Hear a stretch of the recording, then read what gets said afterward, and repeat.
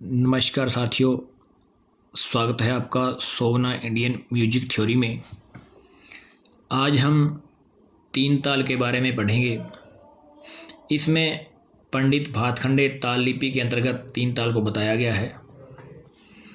इसके अलावा पंडित पुलस्कर ने भी ताल लिपि लिखने का तरीका बताया हुआ है, जिसका हम अध्ययन आगे करेंगे।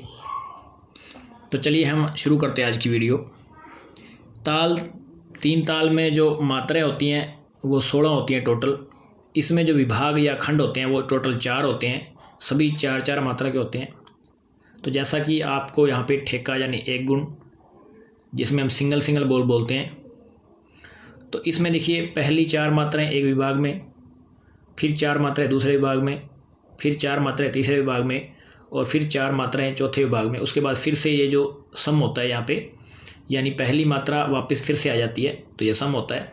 तो यहाँ पे वापस आ गई है। तो देखिए यहाँ पे विभाग के बीच में एक छोटा सा खड़ी रेखा लगानी होती है। इस लिपि के अंदर खड़ी रेखा लगती है, तो इसका मतलब एक विभाग पूरा हो चुका है। और इसमें टोटल 4 विभाग हैं, 4-4 मात्राओं के। तो इसके बाद जो ताली है, इसमें टोटल 3 तालियाँ हैं, पहली, 5वीं और 13वीं मात्रा पे। नॉर्मली जो ताली होती है वो एक विभाग के जस्ट अगली मात्रा पे होती है। जैसे यहाँ पे एक विभाग ख़त्म हो गया तो जस्ट यहाँ पे ताली हो, उसके बाद फिर से यहाँ पे या तो खाली होगा या ताली। यानी जब विभाग ख़त्म होता है तो जस्ट आगे या तो ताली होती है या खाली होती है। इसकी ट्रिक है ये। जैसे यहाँ पे पहले सम पे पहले ताली है पहली मात्रा पे, और फिर 5वीं मात्रा पे विभाग के ख़त्म होने के जस्ट अगली बार यहाँ पे फिर ताली आ गई, फिर विभाग खत्म होने यहाँ पे खाली है यहाँ पे, उसके बाद फिर यहाँ पे विभाग खत्म होने के बाद ताली है। तो पहली मात्रा के लिए यहाँ पे एक्स जैसा चिन्ह लगाते हैं, कट का निशान, और दूसरे विभाग के लिए जो नेक्स्ट जो मात्रा होती है वहाँ पे 2 लगता है। उसके बाद यदि वो खाली है तो 0 जैसा चिन्ह लग जाता है, और फिर 2 के बाद यहाँ ये 3 इसको नहीं मानते, जस्ट 3 यहाँ पे लगता है। कौन सी लिपि में? पंडित भातखंडे ताल लिपि में ऐसा होता है। तो ये ध्यान रखें।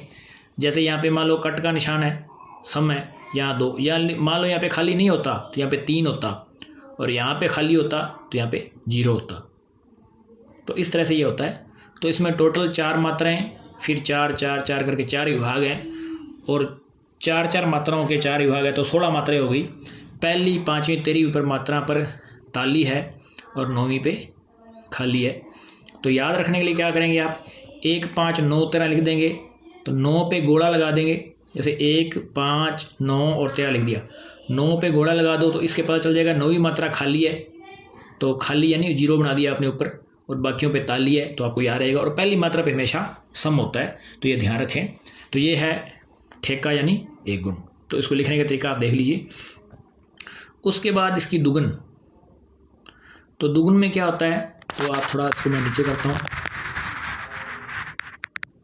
दुगुन में देखिए क्या है, ये जो 2 मात्राएं हैं इनको एक साथ बोलना है, फिर ये 2 मात्राएं एक साथ बोली जाएंगी, फिर ये 2 मात्राएं, ये 2 मात्राएं, तो ये टोटल 2 मात्राएं 2-2 करके बोली जाएंगी।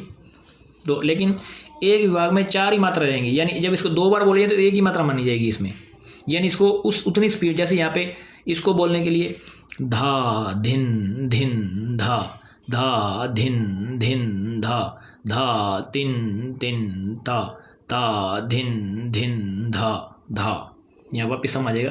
तो इसको सिंगल बोलना है, भले ही स्पीड कैसी भी हो। जैसे धा धिन धिन धा, धा धिन धिन धा, धा तिन तिन ता, ता धिन धिन धा, उसके लास्ट में फिर धा आ जाएगा उतनी गैप के बाद। यानी समय का अंतराल बराबर होना चाहिए। ताल का मतलब है समय का अंतराल, उसको बराबर रखो, और सम पे यदि हम सही आ रहे हैं तो ये ताल है। तो इसकी स्पीड ज़्यादा भी कर सकते हैं, धा दिन दिन दा, धा दिन दिन दा, धा तिन तिन ता, ता दिन दिन दा, धा, ऐसा भी कर सकते हैं। इसको स्पीड को विलंबित भी कर सकते हैं, धा धिन धिन धा, ऐसे। तो मतलब स्पीड कैसी भी हो, लेकिन सिंगल बोला जाएगा। लेकिन दुगुन में क्या है, दुगुन में डबल वजह से धा दिन दिन दा, धा दिन दिन दा, धा तिन तिन ता, ता धिन धिन धा। तो इसको एक साथ, जैसे इसका जो बोल है एक साथ बोल के जस्ट अगले बोल के बीच में अंतराल, जैसे धा दिन दिन दा, धा दिन दिन दा, धा तिन तिन दा, ता दिन दिन दा, धा दिन दिन दा, धा दिन दिन दा, धा तिन तिन दा, ता दिन दिन दा, धा, वापिस हम आ गया। तो ये 2-2 बोल एक साथ बोलेंगे, जो बीच का जो अंतराल है इनका वो सेम होना चाहिए। अब देखो इसमें दो दो मात्रा एक साथ बोलेंगे तो ये टोटल 4 मात्राएं मानी जाएंगी। ये 4 यहाँ 4 यहाँ 4 यहाँ, उसके बाद वापस से सम आ गया। तो देखिए पहली मात्रा देखो यहाँ पे कट का निशान है, यहाँ पे सम है।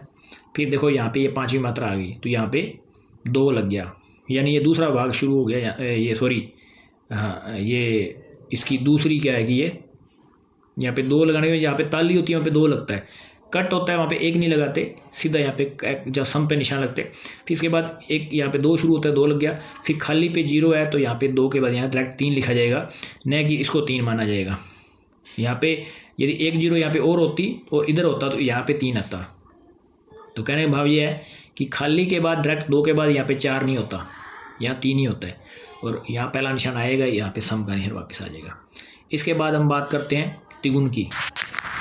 तिगुन में क्या है, जो 3 मात्राएं हम एक साथ बोलेंगे।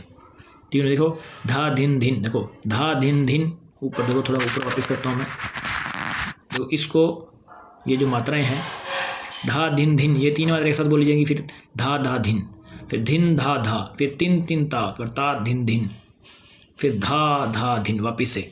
यानी मात्राएं उतनी ही करनी है हमें, बस फर्क क्या है, ये जो एक गुण के जो बोल हैं उनमें 3 मात्राएं एक साथ लेनी है हमें। जैसे धा धिन धिन, धा धा धिन, धिन धा धा, तिन तिन ता, ता धिन धिन, धा धा धिन, धिन धा धा। तो यानी मात्राएं देखो 1 2 3 4, मात्राएं 4 ही हैं, 1 2 3 के बाद वापस से 4 यहाँ, फिर 1 2 3 4, 1 2 3 4, फिर वापस से धा या सम आ गया। मात्राएं 3 है, इसके नीचे छोटा सा ऐसे चाप लगता है।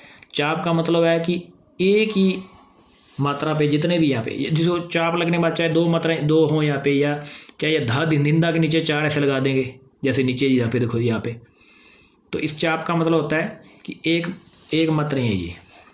तो 3 मात्राएं पे ये हमें इनको हमें बोलना है।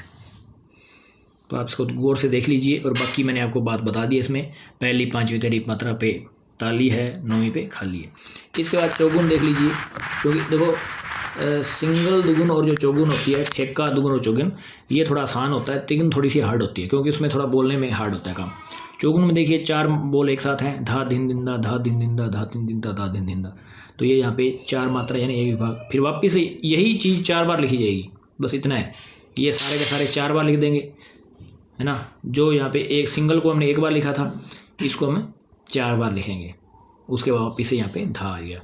तो ये जो ताल लिपि है, ये पंडित भातखंडे ताल लिपि है। इसके अलावा प्लुस्कर लिपि में थोड़ा इसका अलग रहता है।